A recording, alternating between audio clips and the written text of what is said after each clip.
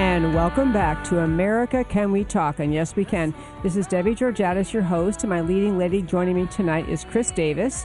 And, you know, we've been talking about all sorts of challenges facing America and what was talked about at the Democrat and national conventions.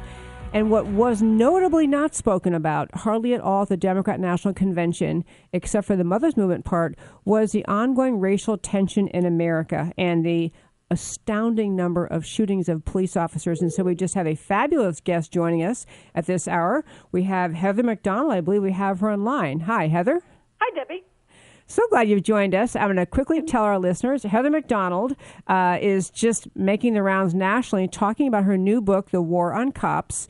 But I just, as a quick background, this issue is so fraught with the tension between the Black Lives Matter movement and police, so fraught with tension and suspicion that I want to give a moment credit to Heather for writing a book that has such substance and depth to it. She's been a writer, a contributing editor, a City Journal. She actually digs in and researches and writes really insightful, detailed, fact-based things on a range of topics. But her new book, as I say, is called The War on Cops.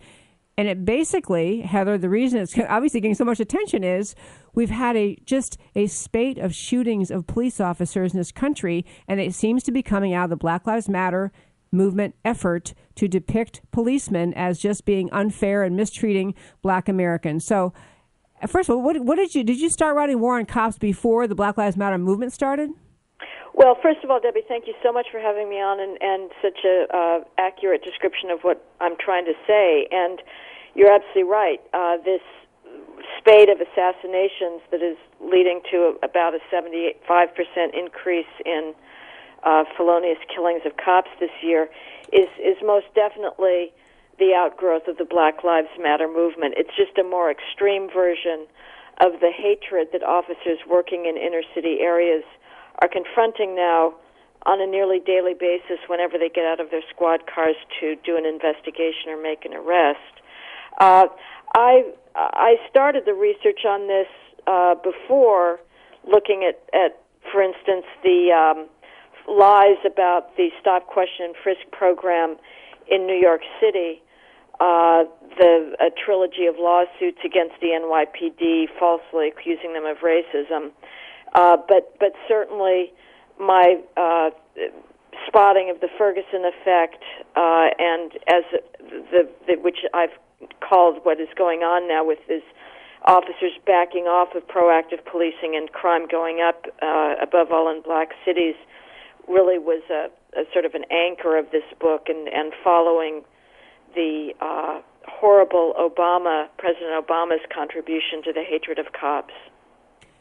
I could not agree more, and I'm glad you said that. You know, it's a very, very sensitive issue because everyone in America, I mean, really everyone, what we all want, I think we all want basically police officers to be safe, to be respected. We want citizens to receive justice from our police and courts. So I think everyone sits back and they're just feeling very much unsettled, unsure, and the Black Lives Matter movement has managed to convince, unfortunately, the least educated among us, least informed, that the police are in some sort of witch hunt or unjustifiably using force against Black Americans in disproportionate numbers. So that's part of what your research got at in this book and actually also you gave a brilliant talk at Hillsdale College, which I have in front of me. I've highlighted and stickied and starred and all that. But basically, is there legitimacy to the argument of the Black Lives Matter movement that Black Americans are unfairly targeted by police?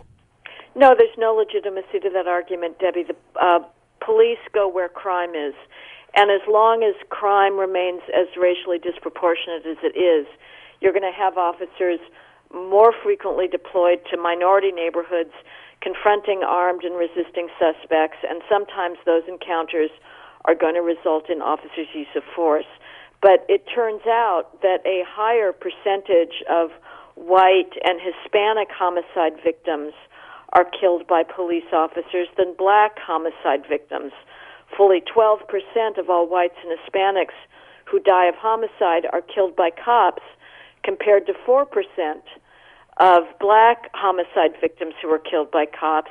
And a police officer is 18.5 times more likely to be killed by a black male than an unarmed black male is to be killed by a cop. And that's because in the last decade, black males have made up 40% of all cop killers, even though they're only 6% of the population.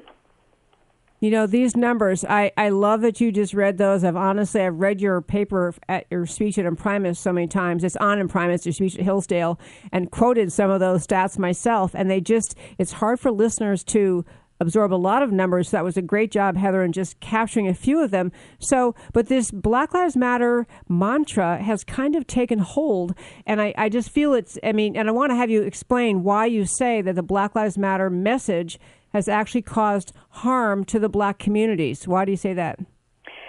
Because homicides are rising overwhelmingly in black cities.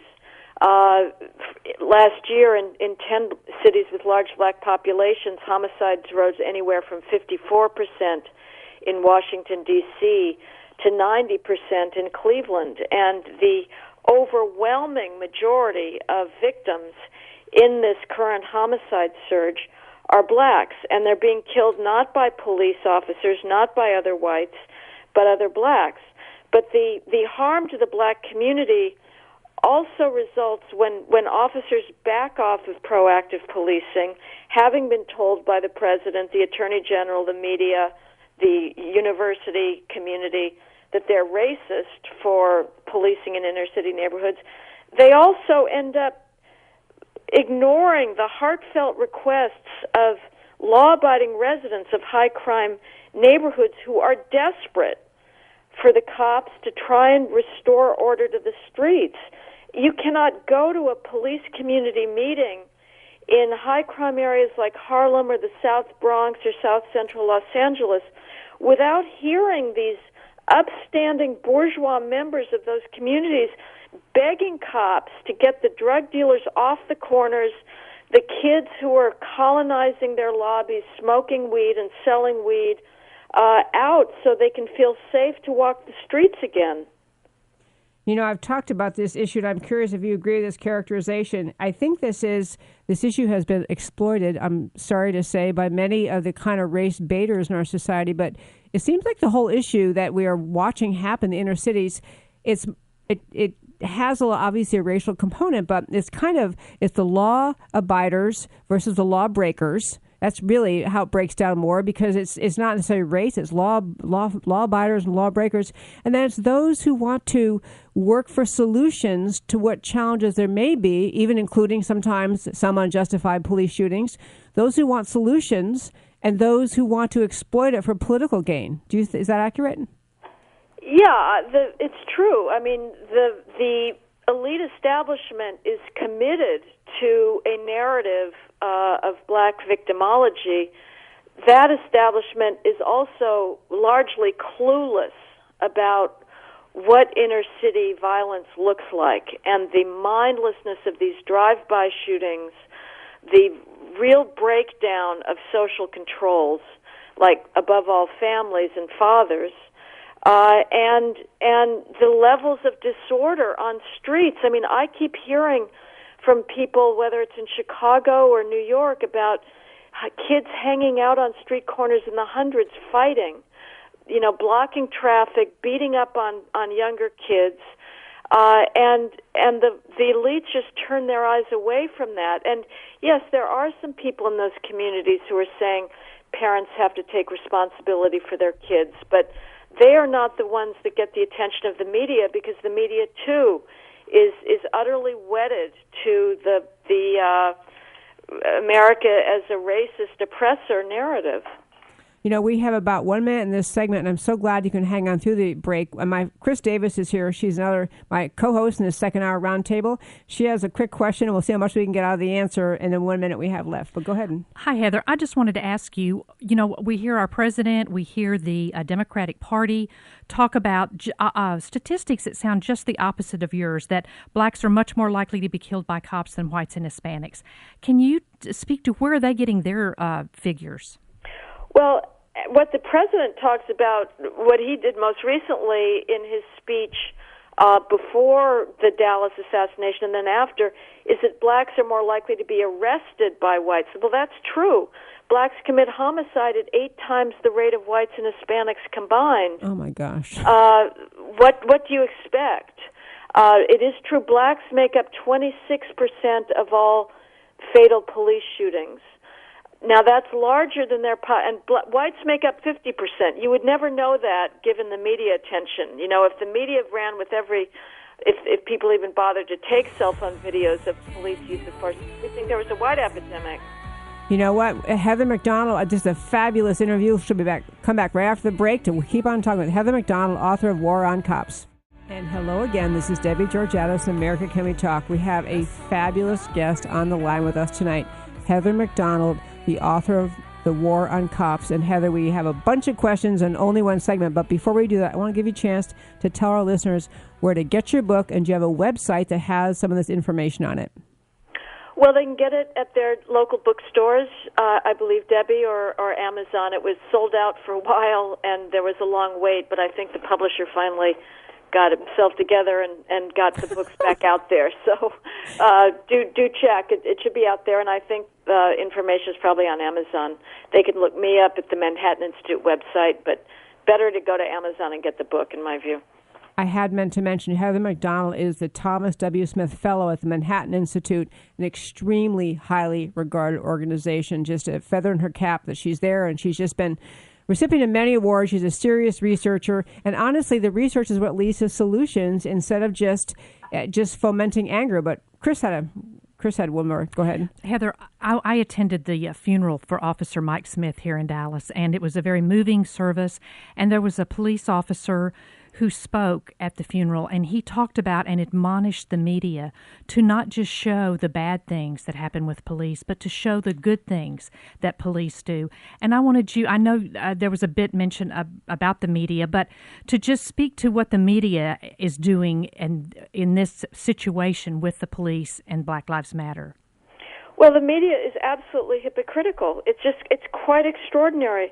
They are indifferent to the slaughter of black children that goes on a weekly basis, practically, in this country, because they're not killed by police officers. They're killed by gangbangers. I mean, nobody knows the names in this country of the 3 children under the age of 5 killed in Cleveland in September alone of last year, or the 3-year-old boy in Chicago shot on Father's Day of this year who's now paralyzed for life. And yet, thanks to the media, the world knows the name of Michael Brown, the thug who was shot in Ferguson in August of 2014,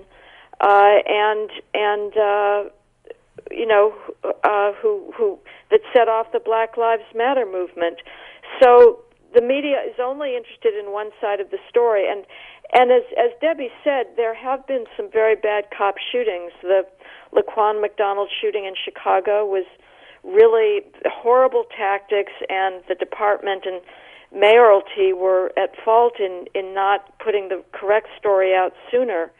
The Walter Scott shooting was bad, but officers confront tens of thousands of armed and resisting suspects every year without making those types of mistakes. And study after study have shown that these days officers are in fact much less likely to shoot an unarmed black suspect than an unarmed white suspect, and they take longer in deciding to shoot a armed black suspect than an armed white suspect. There's been about 3 studies at least this year that have come out that have confirmed that, and yet the media narrative is absolutely impervious to the truth.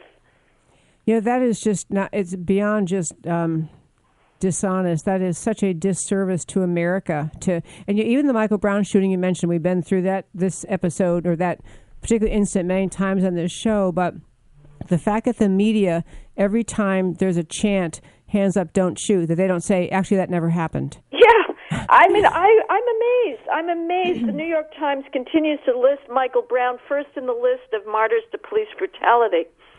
It's shocking. Okay, so Heather, we're talking about this just tremendously. It's a huge issue in America. It's going to be an issue this election cycle.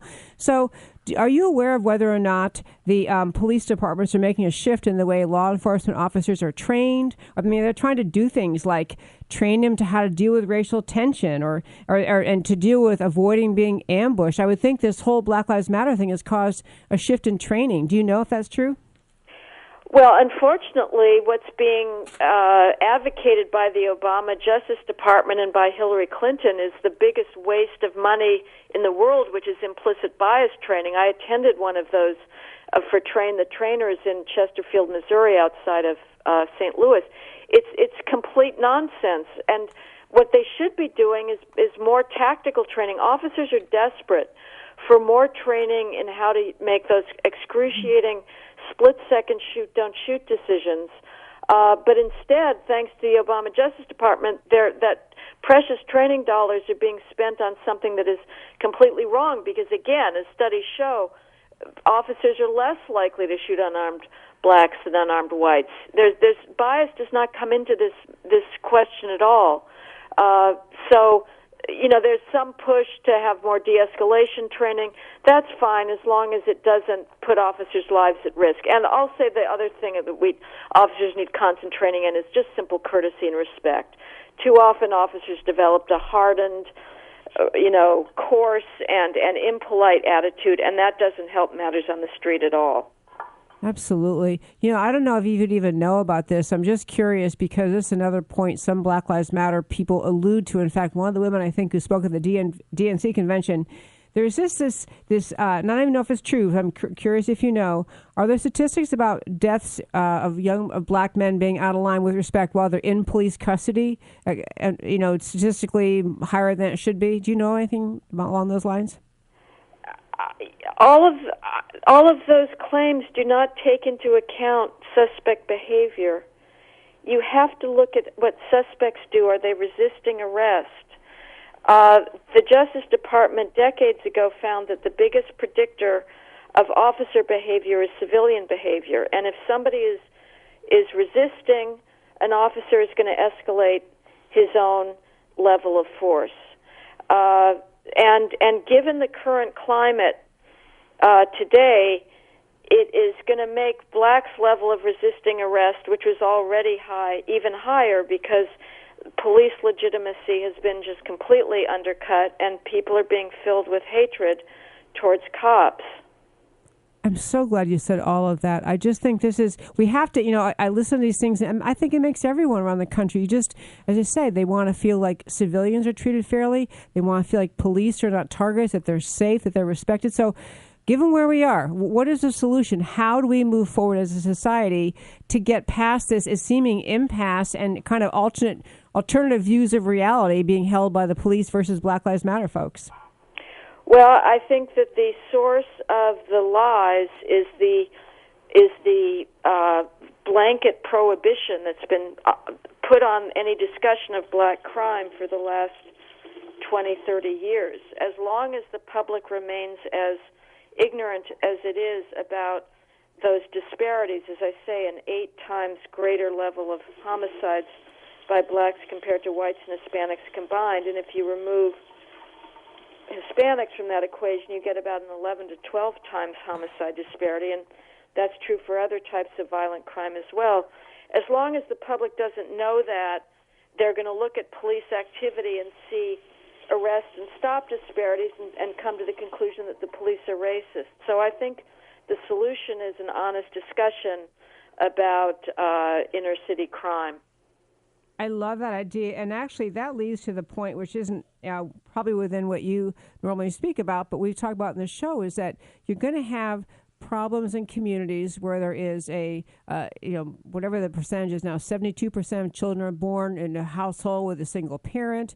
There are no dads around, no role models, no intact family units. And so that really is creating the culture where there are young people who are looking for whatever they're looking for outside their home, toughness or identity or gang, so it's a complex problem. But Heather, I love that you said the basic point is you have to get the truth out and be able to talk about even things that are honestly politically incorrect, to say what's true, to even start to get to solutions. I love that. Well, Debbie, I have 2 chapters in the book talking about the problem of fatherlessness in the black community and the social breakdown that is absolutely the root cause of high levels of crime in inner city communities. And policing is just the second best solution to bringing order and safety to people's lives there. The best solution would be the 2-parent family. And that's another thing that's very taboo to talk about now, because feminists dominate the conversation, and nobody wants to acknowledge that men and women are different, and on average, mothers and fathers bring different skills to child rearing, and boys need fathers. There's lots of heroic single mothers out there that are doing the right thing by their kids, but the odds are very much against them. And social science is pretty much unequivocal about that. So until the family is reknit together, you're going to have just these insane levels of drive-by shootings in inner city communities. We are speaking tonight with Heather MacDonald, the author of the book, The War on Cops. I urge you to get it. Bookstores, if they have it back in stock, get it on your iPad, get it electronically. Also, I urge you to Google an article. She gave a speech at Hillsdale College, an article in the Imprimis magazine, which you can get physically delivered to your home. You can find it online. It's called The Danger of the Black Lives Matter Movement. It's a brilliant, statistic-filled article. I urge everyone to get it. Heather MacDonald, thank you so very much for calling in. Thank you, Debbie. I appreciate it. Love having her. I'm telling you, folks, this show, we talk truth about America, and we talk about the hard issues, including getting to solutions like problems with the Black Lives Matter movement, that is painting a false picture, even though, which is not to say there aren't egregious police errors, and when that happens, we need to investigate those. We need to prosecute if that's the right decision based on what the officer's conduct was. But we can't even get around to solutions if we can't talk truth from the start with the facts. Okay, so this is Debbie Georgatos, and America Can We Talk. We're wrapping